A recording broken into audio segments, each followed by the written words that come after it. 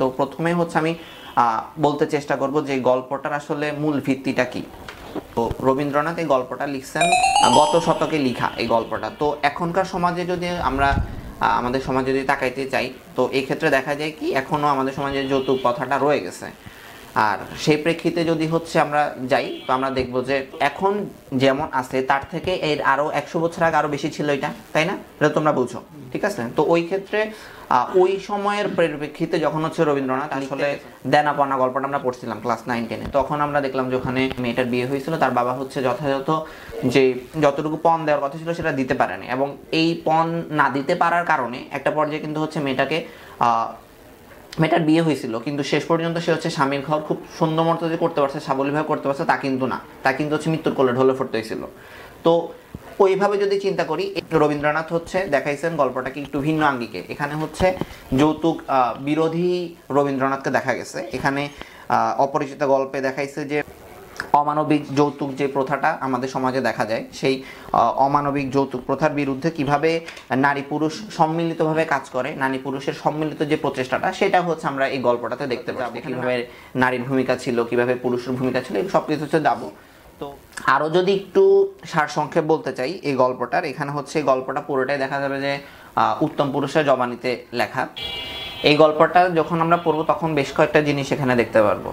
যেমন হচ্ছে এখানে আমরা দেখব অনুপম যখন হচ্ছে তার কথাগুলো বলছে, তখন তারে মনে হচ্ছে তার আসলে আর কিছু করার ছিল না, ঠিক আছে? অনুপম এখানে হচ্ছে অনুপমের যেই দোষগুলো ছিল, ত্রুটিগুলো ছিল, সেগুলোর কথা যেমন তুলে ধরছে, এবং অন্যদিকে হচ্ছে সমাজে নারীর প্রতি যে বৈষম্য, সেই ব্যাপারগুলো তুলে ধরা হয়েছে। আবার একই সাথে হচ্ছে নারীর যেই জাগরণ, হ্যাঁ, এখানে তো শেষ পর্যন্ত দেখা গেছে যে আমরা যখন দেখছি তখন কিন্তু দেখলাম যে কল্যাণী কিন্তু হচ্ছে শেষ পর্যন্ত একসাথে ছিলেন না, হ্যাঁ, আলাদা ছিলেন। কল্যাণীর ব্রতে ছিলেন, কল্যাণীর যেটা করতে মন চেয়েছে সেটা করছে, দেশের জন্য করছে।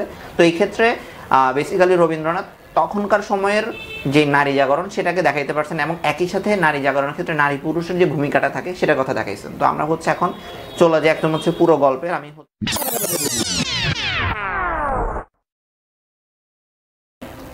রবীন্দ্রনাথের এই অপরিচিত গল্পটা যখন হচ্ছে আমরা পড়তে যাই, তখন এখানে আমাদেরকে মূলত কয়েকটা চরিত্রকে মনে রাখতে হয়, একদম নাম ধরে ধরে মনে রাখতে হবে। তো এই ক্ষেত্রে আমাদেরকে মনে রাখতে হবে কল্যাণীকে, আমাদের মনে রাখতে হবে অনুপমকে, আরও 3টা চরিত্র থাকে, তারা হচ্ছেন অনুপমের মা, অনুপমের মামা, এবং হচ্ছে কল্যাণীর বাবা শম্ভুনাথ সেন, ঠিক আছে? তো এই 5টা চরিত্রকে নিয়ে হচ্ছে আমাদের এই গল্পটা আগাইছে। তো আমরা যদি হচ্ছে একদম প্রথম দিক থেকে আসি, সেক্ষেত্রে আমরা দেখতে পাই যে অনুপম আসলে মানুষটা কেমন। অনুপম হচ্ছে এমন একজন মানুষ যে কিনা হচ্ছে তোমার অনুপমের শিক্ষকরা তুলনা করছে হচ্ছে মাকাল ফলের সাথে, শিমুল ফুলের সাথে। মানে কি, তোমার হচ্ছে এমন একজন মানুষ যে কিনা অনেক বাহ্যিকভাবে দেখলে তাকে তোমার মনে হবে যে সে অনেক রূপে রূপান্বিত, গুণে গুণান্বিত, কিন্তু ওই মানুষটা আসলে নিজের কোনো সিদ্ধান্ত নিজে নিতে পারে না, ঠিক আছে? অনুপম, আমরা যখন হচ্ছে গল্পটা পড়তেছিলাম, গল্পের ধাপে ধাপে অনুপম হচ্ছে অনুপমের যেই দুর্বলতাগুলো ছিল সেগুলো যেমন প্রকাশ করতেছে, তেমনি বারবার বলতেছিল যে আমি অনেক ভালো স্টুডেন্ট, আমি অনেক বেশি পড়ালেখা করছি, আমি হচ্ছে সবসময় মায়ের কথা শুনছি, মামার কথা শুনছি, এমন কথাগুলো। তো এইগুলো দিয়ে হচ্ছে গল্পটা শুরু হয়েছে, এবং অনুপম নিজেকে এক পর্যায়ে বলছে যে গজাননের ছোট ভাই, অন্নপূর্ণার কোলে গজাননের ছোট ভাইয়ের মতো। মানে কি, সে হচ্ছে মা তারে যেমন করছে, মায়ের কোলে কোলে সবসময় সে বড় হয়েছে, ঠিক আছে? তার হচ্ছে নিজের মতো যে কিছু করবে বা নিজে থেকে যে কোনো সিদ্ধান্ত নেবে, সেটা হচ্ছে অনুপম কখনোই হচ্ছে নিতে পারেনি, বা হচ্ছে অতটুকু সুযোগ তাকে হচ্ছে তার পরিবার থেকে দেওয়া হয়নি। এখানে তো অনুপম এটার জন্য হচ্ছে কিছু কথা বলছে যেগুলো কেন সে করতে পারেনি। তো বলল যে তার বাবা একটা সময় গরিব ছিল, এবং একটা সময় পরে তার বাবা হচ্ছে ওকালতি করছেন, ওকালতি করার পরে অনেক টাকা পয়সা কামাইছে, মানে হচ্ছে অনেক বড় লোক হয়েছেন, কিন্তু হচ্ছে উনি যতদিন বেঁচে ছিলেন, অনুপমের বাবা যতদিন বেঁচে ছিলেন, ততদিন হচ্ছে উনি ওইভাবে যে শান্তি করবেন, ওইভাবে যে শান্তিতে বসবাস করবেন তেমন পরিস্থিতি তিনি ছিলেন না, সবসময় কর্মব্যস্ত ছিলেন। এবং অনুপম বলছে যে অনুপমের বাবা হচ্ছে যখন মারা গেছে তখনই হয়তো উনি শান্তি পাইছে আর কি। আর অনুপমের মা, যেহেতু হচ্ছে অনুপমের মাও একটা ফ্যামিলি থেকে উঠে আসছেন, সেক্ষেত্রে অনুপমের মার মধ্যে সবসময় ব্যাপারটা ছিল যে হচ্ছে আমি আমার সন্তানদেরকে ওইভাবেই বড় করবো যেন হচ্ছে তারা যেন কষ্টটা না বুঝতে পারে, দুঃখটা যেন না বুঝতে পারে, ঠিক আছে? আর এই ক্ষেত্রে অনুপমের বাবা যেহেতু মারা গেলেন, তো অনুপমের মামা, যে কিনা অনুপম থেকে 5-6 বছরের বড় বয়সের ক্ষেত্রে, তো অনুপমের মামাই হচ্ছে ওদের ফ্যামিলির হচ্ছে সব কিছু দেখাশোনা করতো, ঠিক আছে? তো সেই ক্ষেত্রে অনুপম চাইলেও নিজে থেকে কিছু করতে পারতো না, কারণ সবসময় একটা বাধা ছিল যে মামা এটা বললে এটা করতে হবে, মামা এটা না করতে বললে এটা করতে হবে না, এভাবে। তো গল্পটা হচ্ছে তো এভাবেই দেখা গেছে যে অনুপমের কোনো সিদ্ধান্ত, কোনো ডিসিশন নিজে নেয় না। তো আসলে তো এভাবে হয় না, এভাবে আসলে চলা যায় না। তো এটার ইফেক্টটা কখন পড়ে এটা আমরা হচ্ছে একটু পরে গেলে দেখবো। যখন আমরা গল্পটা অগ্রসর হয়েছি তখন আমরা দেখলাম যে অনুপমের MA পাস করা শেষ, তার মানে সামনে তার হচ্ছে অনেক ছুটি, কারণ সে যেহেতু হচ্ছে বড়লোকের ছেলে, তার যে খুব তাড়াতাড়ি চাকরি নিতে হবে বা এখনকার সময়ের মতো না যে তোমার পড়ালেখা শেষে তোমাকে চাকরি খুব তাড়াতাড়ি নিয়ে ফেলতে হবে, এমন না। তার সামনে একটা দীর্ঘ ছুটি, তো তার মনে হচ্ছিল হয়তো বিয়ে করা উচিত যেহেতু একটা ছুটির সময়। কিন্তু এটাও যে বললাম, অনুপম নিজের থেকে কিছু বলতে পারে না, নিজে থেকে কিছু করতে পারে না। ও হচ্ছে ওর মামারে বলতে পারে না যে মামা আমি বিয়ে করব, বা হচ্ছে ওর মাকে বলতে পারে না যে আমি বিয়ে করব। ওর বন্ধু হরিশ ছিল, হরিশকে দিয়ে হচ্ছে তার মামাকে বলাইছে, ঠিক আছে, যে বিয়ের কথা। তো তখন হরিশেরও পরিচিত একজন যারা ও কিনা মেয়েকে বিয়ে দিতে চাচ্ছে, সেক্ষেত্রে হরিশ, অনুপম এবং হচ্ছে তার মামা এরা ডিসিশন নিছে যে হচ্ছে মেয়ে দেখতে যাবে এমন কিছু। তো এখন অনুপম, ওই যে বললাম অনুপম নিজের থেকে কিছু করতে পারে না, নিজের থেকে কোনো ডিসিশন নিতে পারে না। ও হচ্ছে মামারে বলতে পারেনি যে মামা আমিও মেয়ে দেখতে যাব, এমন কিছু সে বলতে পারেনি। তো এই ক্ষেত্রে কি হয়েছে, তোমার অনুপম হচ্ছে অনুপমের পিস্তত ভাইকে পাঠাইছে। কাকে পাঠাইছে? পিস্তত ভাই। তো পিস্তত ভাইয়ের নাম কি? বিনু দাদা।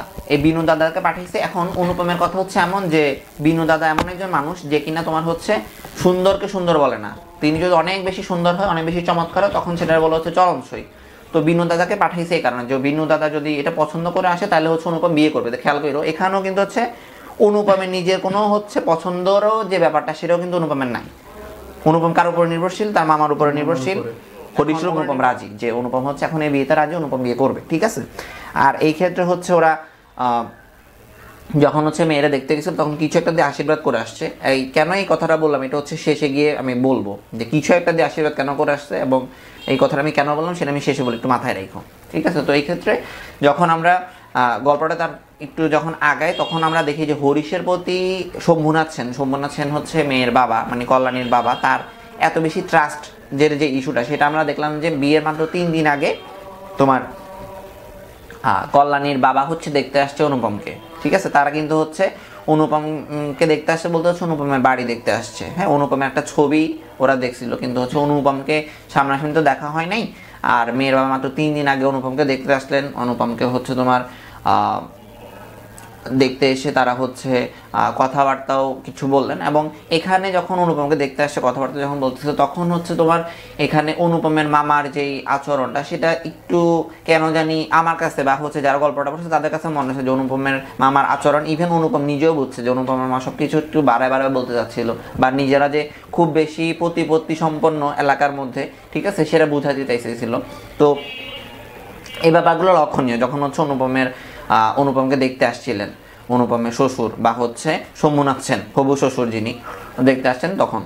আর এই ক্ষেত্রে অনুপমের শ্বশুরকে প্রথমবার দেখলেন, হ্যাঁ, শম্ভুনাথ সেনকে প্রথমবার দেখলেন। তো অনুপমের মনে হচ্ছিল যে এই লোকটা 40+ বয়স হবে। তো ওনাকে যখন হচ্ছে আমি দেখছি তখন অনুপম মনে হচ্ছে যে না, যদি আমি একটা ভিড়ের মধ্যে অনেকগুলো মানুষকে দেখি তখন কিন্তু আমরা প্রথমে ওনার দিকেই নজর যাবে, মানে একজন স্বাস্থ্যবান মানুষ বা হচ্ছে তোমার গঠনের দিক থেকে সবকিছু ঠিকঠাক এমন একজন মানুষ বলতেছেন অনুপম শম্ভুনাথ সেনকে। তো এখানে যখন শম্ভুনাথ সেন চলে যাচ্ছিল ওদের বাড়ি থেকে, তো আমাদের বাড়িতে কেউ আসলে আমরা কি করি, আমরা অবশ্যই একটু আগে দিয়ে আসি তাকে, কিন্তু হচ্ছে অনুপমের মামা হচ্ছে সেই কাজটা করেন। অনুপমের মামা হচ্ছে উপর থেকেই ওনাকে বিদায় দিয়ে দিয়েছেন, ঠিক আছে, যেটা কিনা হচ্ছে অনুপমের কথা উল্লেখ করছেন। তার মানে অনুপমের কাছে এই ব্যাপারটাও খারাপ লাগছে। তো আস্তে আস্তে তো বিয়ের দিনে গেছলো, তোমার হলুদের দিন ওনারা কি করলেন, অনুপমরা যতজন মানুষ যাওয়ার কথা ছিল মেয়ে বাড়িতে তার থেকে বেশি মানুষ গেছে, এবং বেশি মানুষ যাওয়ার ফলে যে ওদের যে একটা প্রবলেম হয়েছে বা ওরা যে একটা প্রবলেমের মধ্যে পড়ে গেছে, যে এত মানুষ তো ওনারা আসলে অনুপমের মা অনুপমের মামা ওনারা হাসতেছিলেন যে এত বেশি মানুষ গেছে, ওনারা বেশি নাজেহাল হয়ে গেছে ওনারা, যে এটা তো ওনারা খুশি, ঠিক আছে। আচ্ছা, এরপরে হচ্ছে বিয়ের দিন আসলো। বিয়ের দিন হচ্ছে অনেক জাঁকজমকপূর্ণভাবে হচ্ছে অনুপমরা বিয়ে বাড়িতে গেছে, মানে যেহেতু বিয়ে করতে গেছে তো ওই ক্ষেত্রে অনেক জাঁকজমকপূর্ণভাবে গেছে। এবং এক্ষেত্রে ওই দিন অনুপমের মামা বলতেছিল বা হচ্ছে অনুপমের লেখায় বলতেছিল যে যদি কিনা মেয়ের বাবার মানে হচ্ছে শম্ভুনাথ সেনের যিনি বন্ধু উকিল, উনি যদি হচ্ছে হাত জোর করে ওনাদেরকে যদি হচ্ছে তোমার শুভেচ্ছা না জানাইতো তাহলে হয়তো ওনারা বিয়ের গেট থেকে ফেরত চলে আসতেন, কারণ শম্ভুনাথ সেন অনেক ব্যস্ত ছিলেন। তো ওই ক্ষেত্রে তাদের মানটা হয়তো বাঁচাইছেন সেই উকিল। তারপর হচ্ছে বিয়ের মণ্ডপে অনুপম বসলো, এখানে চারদিকে অনুষ্ঠান চলতেছিল অনুষ্ঠানের মতো করে। তো হঠাৎ করে এখানে এখন গল্পের যে টার্নিং পয়েন্ট সেটা হচ্ছে আমি এখন যে কথাগুলো বলবো সেগুলা। অনুপম তো বিয়ে করার জন্য গেছে, অনুপমের মামাও সাথে ছিলেন। তো হঠাৎ করে হচ্ছে অনুপমের মামা এবং শম্ভুনাথ সেন, অনুপমের মামা এবং শম্ভুনাথ সেন হচ্ছে কথা বলতেছিলেন নিজেদের মধ্যে, এবং এক পর্যায়ে হচ্ছে অনুপমের মামা শম্ভুনাথ সেনকে বলতেছেন যে আপনারা বিয়েতে যে আমাদেরকে যে গহনাগুলো দেওয়ার কথা ছিল সেগুলা আমি একটু পরীক্ষা নিরীক্ষা করে দেখতে চাই। এবং উনি হচ্ছে এটা দেখার জন্য শেখরাকে নিয়ে আসছে। তো তখন হচ্ছে শম্ভুনাথ সেন একটু সারপ্রাইজ হলেন যে এটা আসলে কেন বা কি দরকার ছিল এটা, ঠিক আছে। তো পরবর্তীতে হচ্ছে শম্ভুনাথ সেন আসলেন হচ্ছে ইয়ার কাছে, অনুপমের কাছে, এবং অনুপমের কাছে এসে বলতেছে যে বাবা তোমার মামা তো এটা বলতেছে, তুমি কি বলো, বা তোমার কি মতামত, তুমি কি চাও, ঠিক আছে। ওই ক্ষেত্রে এই যে প্রথম দিকে আমি বলতেছিলাম যে অনুপম নিজের কোনো ডিসিশন নিজে নিতে পারে না, নিজের মতো করে চলতে পারে না, তো ওই ক্ষেত্রে অনুপম হচ্ছে চুপচাপ ছিল এবং অনুপম বলতেছিল যে মামা যেটা বলে সেটাই, ঠিক আছে। তাও হচ্ছে অনুপমের মামাকে এবং হচ্ছে শম্ভুনাথ সেন ওনারা 3 জন গেলেন, সাথে হচ্ছে শেখরাই ছিল, 4 জন গেলেন হচ্ছে গয়নাগুলো হচ্ছে দেখার জন্য কি অবস্থা। তো যে শেখরা ছিলেন শেখরা হচ্ছে গহনাগুলো দেখলেন এবং গহনাগুলো দেখে বলতেছে যে এই গহনাগুলো অনেক ভালো, পুরানো দিনের, এবং এখানে কোনো খাটটাত নাই। এবং দেখো এই যে তাহলে কি হইলো, এখানে হচ্ছে তোমার অনুপম মামা একটু লজ্জিত হইল না, কারণ হচ্ছে উনি মনে করছিল যে হয়তো মেয়েরা কম দিতে পারে, হ্যাঁ, পাছে মেয়েরা যদি কম দিয়ে তাদেরকে পাঠিয়ে দেয় এটা কিনা, বা মেয়েরা তাকে ঠকাচ্ছে কিনা, দেখলো যে এটা হচ্ছে না বা এটা হয়নি। এবং এখানে আরেকটা জিনিস লক্ষণীয়, সেটা হচ্ছে যে ওই যে বলছিলাম যে মেয়েকে তারা দেখতে গেছিল, ছোট একটা উপহার দিচ্ছিল, সেটা হচ্ছে শেখরা উঠাইছে, এবং শেখরা উঠে বলে যে এটার মধ্যে হয়তো একটু ভেজাল আছে, এটা হচ্ছে বিলেতি মাল। তো তখন আবার লজ্জিত হইলো অনুপমরা এবং বলতেছে যে এই ইয়ারিংটা তো আমরা দিছিলাম, অনুপমরা যখন মেয়েকে আশীর্বাদ করতে গেছিল তখন এই ইয়ারিংটা দিছিল, এটা গেল। তার মানে হচ্ছে এখানে মেয়ে পক্ষ জয়ী। পরবর্তীতে ওখানের কাজকর্মগুলো শেষ করে সবাই হচ্ছে বিয়ের মণ্ডপে এসে বসলেন। তারপরে অনুপমের মামা বলতেছে যে এবার তাহলে আমরা বিয়ের কাজকর্মগুলো শুরু করি। তো তখন একটু শম্ভুনাথ সেন বললেন যে এখন হচ্ছে অনেক সময় হয়ে গেছে, আপনি একটু খেয়ে নেন। উনি ডিরেক্টলি কোনো কথা বলতেছেন, এখানে একটা টার্নিং পয়েন্ট আছে, গল্পের একটা টার্নিং পয়েন্ট, ঠিক আছে। বলতেছে আপনারা খেয়ে নেন। তো অনুপমের মা বলছে যে আচ্ছা ঠিক আছে তাহলে খেয়ে নিই, বর বাদে বাকিরা খেয়ে নিল। তোমরা তো জানো যে হিন্দু বিয়েতে এমন নিয়ম কানুন থাকে, ঠিক আছে, বর খাইতে পারে না, বাকিরা তো খাইতে পারবে। তো খেতে গেল। খাওয়া শেষে যখন আসলেন তখন অনুপমের মামা বলতেছে তাহলে হচ্ছে আমরা এখন বিয়েটা শুরু করি। তো তখন শম্ভুনাথ সেন বললেন যে না, এবং এরপরে অনুপমের মা বলতেছে আপনি কি ঠাট্টা করতেছেন কিনা, বা এমন একটা কথা আছে। তো তখন বলতেছে যে আসলে শম্ভুনাথ সেন বলতেছে আমি আসলে আপনাদের এই ঠাট্টার সম্পর্কটাকে অনেক বেশি আর আগাইতে চাচ্ছি না, ঠিক আছে। তো তার পরবর্তীতে বুঝে নিছো যে আসলে কি হইতে পারে, এখানে একটা তোমার হচ্ছে ঝগড়াটা জাগির মতো বা হচ্ছে খুব একটা খারাপ হচ্ছে এখানে সৃষ্টি হয়েছে, কারণ এখানে তো বিয়ে করতে আসছে এবং উল্টা হচ্ছে এদেরকে খাওয়াই দিছে খাবার দাবার। তো এদের তার আসলে এখানে এমন তো করতে পারবে না যে বমি করে সবকিছু ফেলে দিয়ে আসবে, এটা সম্ভব না, ঠিক আছে। এমন কথাই বলতেছিল এখানে। তো ওরা হচ্ছে যতটুকু পারছে, যতটুকু ধ্বংসলীলা চালানোর সবকিছুই চালাইছে ছেলেপক্ষ, এবং শেষে হচ্ছে ওনারা ফেরত আসছেন। এবং এখানে দেখো যে আমাদের তথাকথিত হিন্দু সমাজ বলো, মুসলিম সমাজ বলো, বা হচ্ছে এমনি আমরা যদি আরো 100 বছর আগে ফেরত যাই, তখন দেখি কি আসলে, তখন দেখি যে মেয়ে পক্ষের ভয় থাকে, কখন জানি ছেলে পক্ষ লগ্নভ্রষ্ট করে দিয়ে চলে যায়, বা কখন জানি ছেলে পক্ষের মনোপুত না হলে তারা চলে যায়। এটা হয়নি এখানে দেখলাম যে কি, ওই যে আমি বলছিলাম শুরুতেই, নারী পুরুষ একটা সম্মিলিত প্রচেষ্টা। এখানে কল্যাণীর বাবা সাপোর্ট দিচ্ছেন এবং কল্যাণীর বাবাকে কল্যাণী সাপোর্ট দিচ্ছেন, কারণ কল্যাণী বাবা বুঝছেন যে যেই ছেলে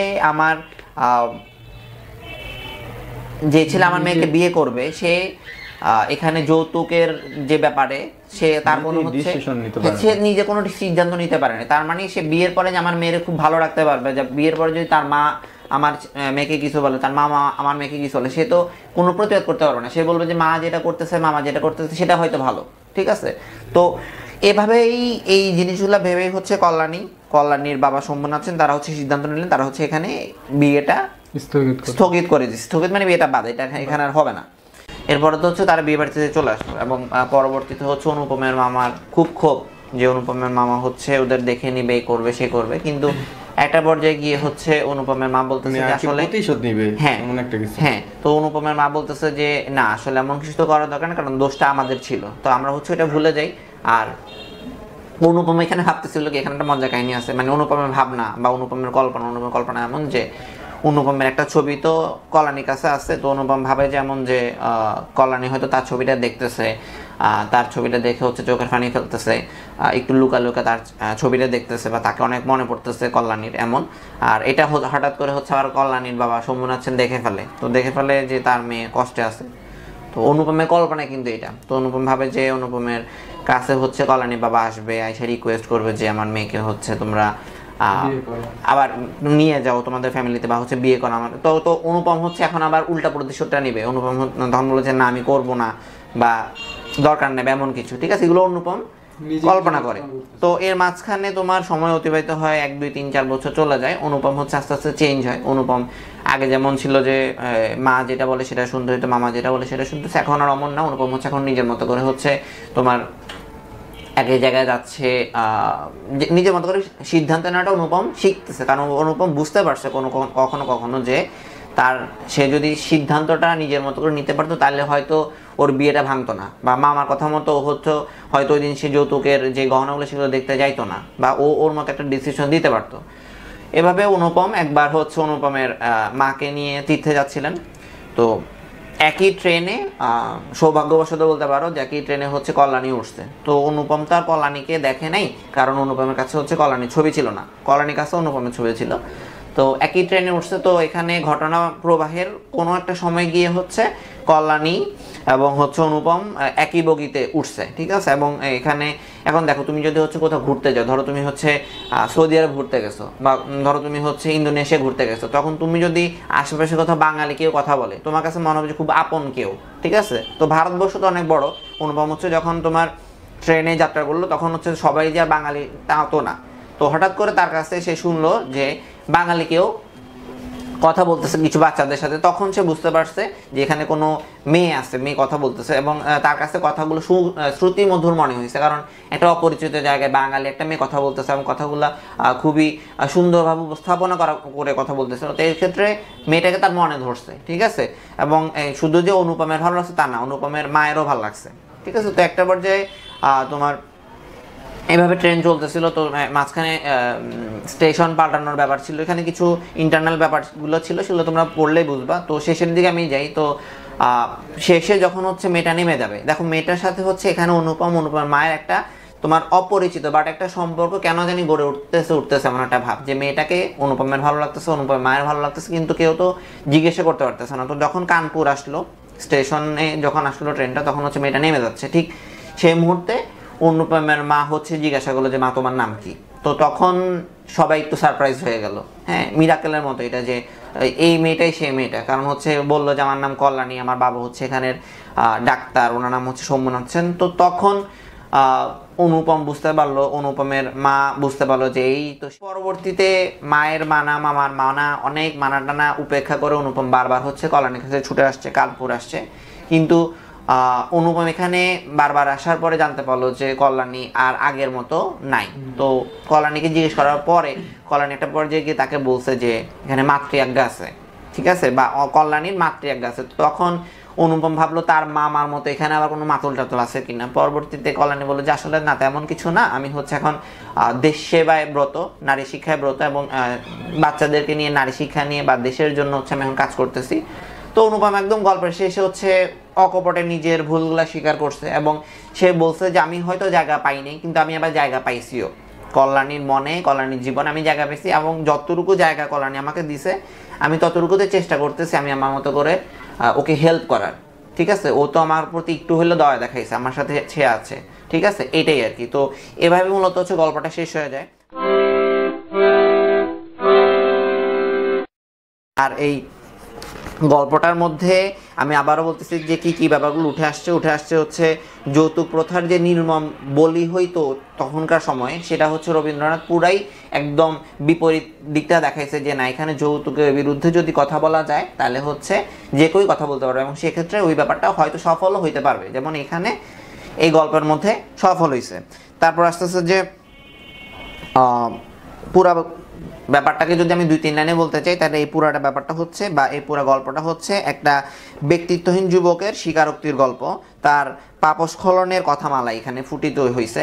এবং অন্যদিকে হচ্ছে কল্যাণীকেই অনুপম তার গল্পের মাধ্যমে খুব অসামান্য একজন চরিত্রে রূপান্তর করতে পারছেন। শেষের দিকে বলতেছে যে পুরুষের ভাষ্যে যে নারীরাও যে তোমার হচ্ছে অনেক কিছু করতে পারে, নারীরাও যে মহান, সে ব্যাপারগুলা এখানে ফুটে আসছে। তো এতটুকুই ছিল যে আমাদের আজকের অপরিচিত গল্প নিয়ে আলোচনা।